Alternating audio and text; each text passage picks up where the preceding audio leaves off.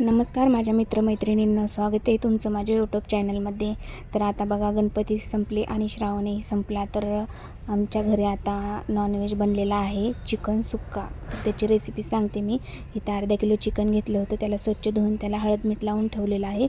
आता इथे मी मिक्सरमधून काढण्यासाठी इथे टोमॅटो, कांदा, खोबरं, अद्रक, लसूण आणि कोथिंबीर टाकलेलं आहे। हे मिक्सरमधून आपल्याला काढून घ्यायचं। त्यानंतर अर्धा लिंबू मी याच्यामध्ये पिळून घेतलेला आहे, त्याने की तुमच्याकडे दही असेल तर तुम्ही दही टाका, खूप टेस्ट छान लागते।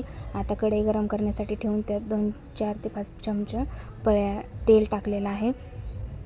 तुम्हाला जसं कमी जास्त पाहिजे असेल तशा पद्धतीने तुम्ही टाकू शकता। तर इथं मी जास्तच टाकलं होतं, सुक्कं बनवायचं होतं त्यासाठी।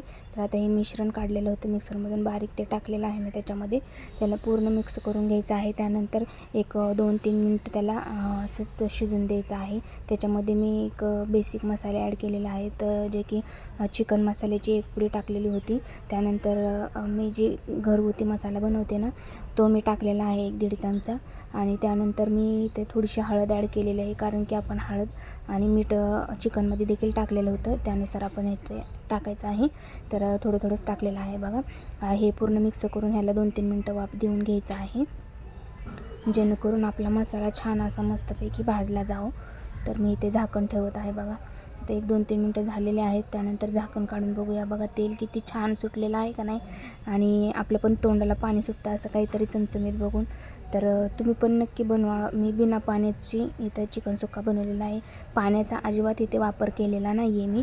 तर आता हे चिकन ह्याच्यामध्ये टाकून पूर्ण मिक्स करून घ्यायचं। त्यानंतर इथे 10 ते 15 मिनटं एक कमी गॅसवरती ह्याला मस्तपैकी शिजू द्यायचं आहे। आणि शिजल्यानंतर बघा किती छान दिसतंय का नाही। तर व्हिडिओ आवडल्यास लाईक, शेअर, सबस्क्राईब करा आणि बेल आयकन दाबायला विसरू नका। परत आपण नक्की मी अजून दुसरे कुठले तुम्हाला पाहिजे ते व्हिडिओ टाकत जाईन।